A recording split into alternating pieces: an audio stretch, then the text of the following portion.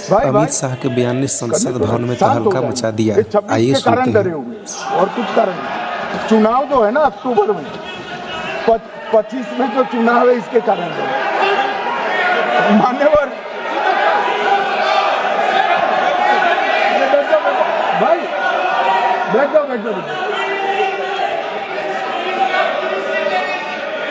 मान्यवर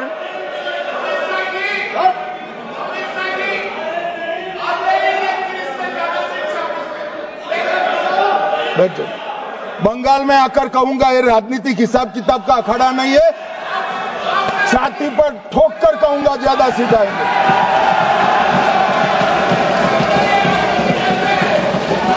मान्यवर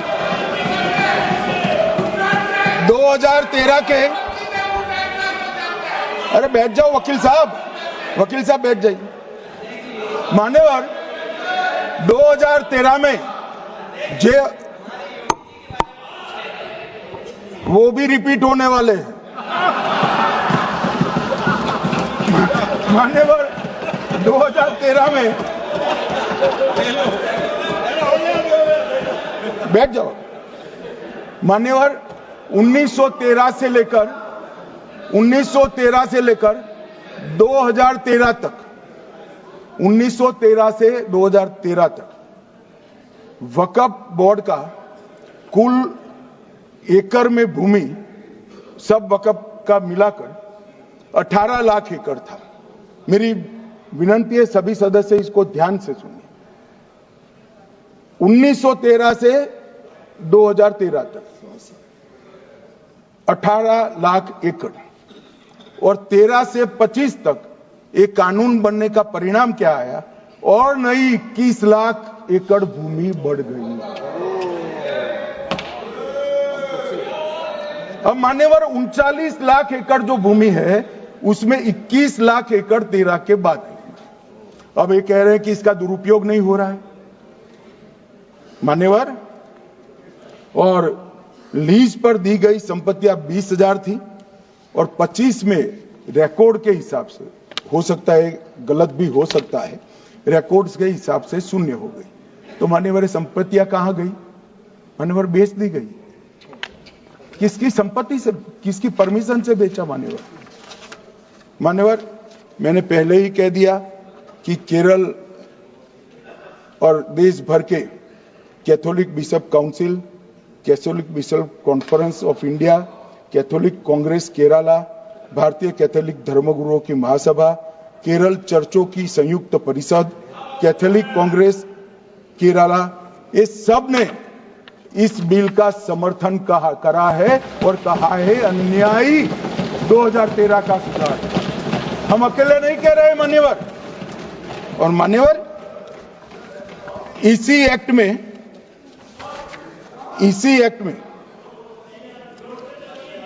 हमने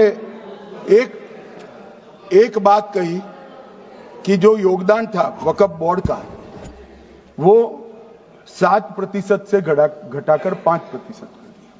मान्यवर अब ये जो कह रहे हैं ये मुसलमान भाइयों के हित में कह रहे हैं, जिसका विरोध कर रहे हैं, या अहित में?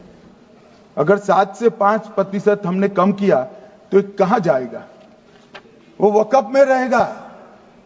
वक्फ बोर्ड का कम किया है। जो मस्जिद चल रही है उसको हमने 2% बढ़ाया है। ये उल्टा समझ रहे हैं मान्यवर। ये बिल जमीनों की सुरक्षा प्रदान करेगी मान्यवर।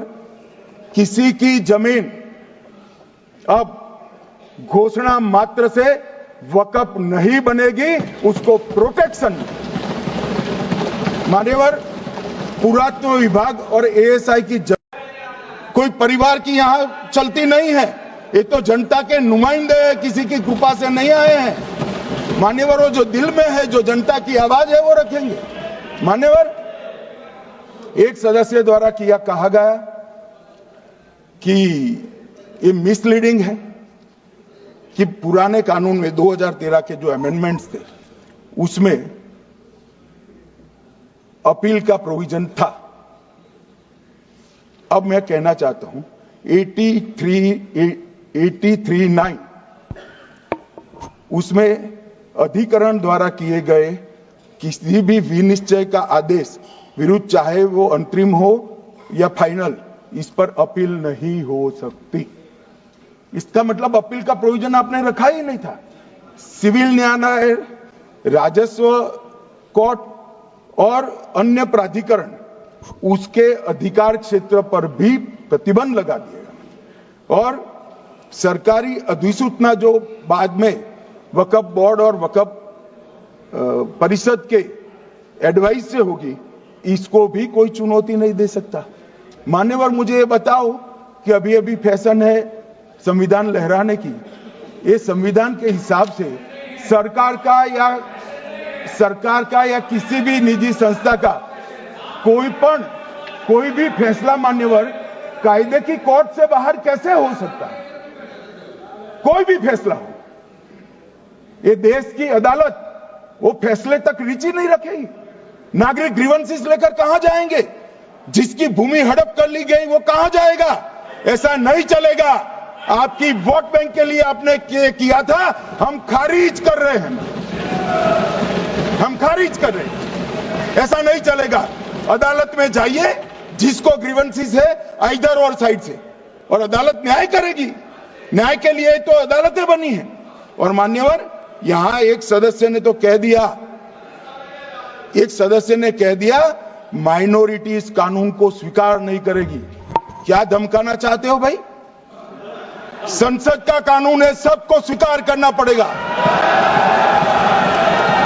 स्वीकार नहीं करेंगे मतलब क्या है? कैसे बोल सकते हैं कोई हम कानून को स्वीकार नहीं करेंगे? ये कानून भारत सरकार का है, हर एक पर बंधन करता होगा और इसको स्वीकार करना पड़ेगा। मान्यवर, ये हमने तो खैर वक्फ को छेड़खानी नहीं की। वक्फ बोर्ड और वक्फ परिषद के अंदर बदलाव किया है, मगर वक्फ के लिए भी क्या क्या जजमेंट आए। सैयद फजल पुकोया थंगल बनाम भारत संघ 10/11/28 को केरल उच्च न्यायालय ने उन्होंने कहा वक्फ बोर्ड एक स्टैट्यूटरी बॉडी है, यह मुस्लिम समुदाय का प्रतिनिधि निकाय नहीं है। इसका फंक्शनिंग मान्यवर एडमिनिस्ट्रेटिव है। धार्मिक क्रियाकलापों को तो वक्फ ने करना है, चाहे कब्रिस्तान हो, चाहे दरगाह हो, चाहे मस्जिद हो, चाहे चैरिटी का काम, वो वक्फ बोर्ड को नहीं करना है भाई। ये केरल हाईकोर्ट ने किया, इलाहाबाद हाईकोर्ट ने भी, उसने तो मुतवल्ली तक भी कहा है। अगर हम मुतवल्ली तो जो धर्म का है वही रखेंगे।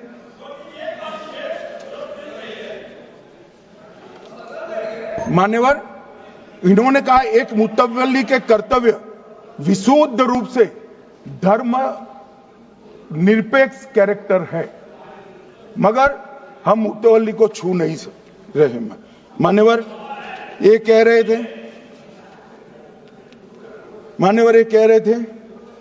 कि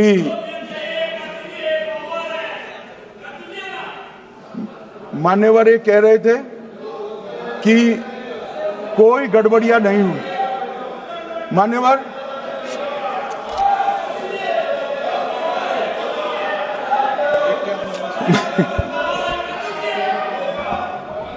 मान्यवर 2013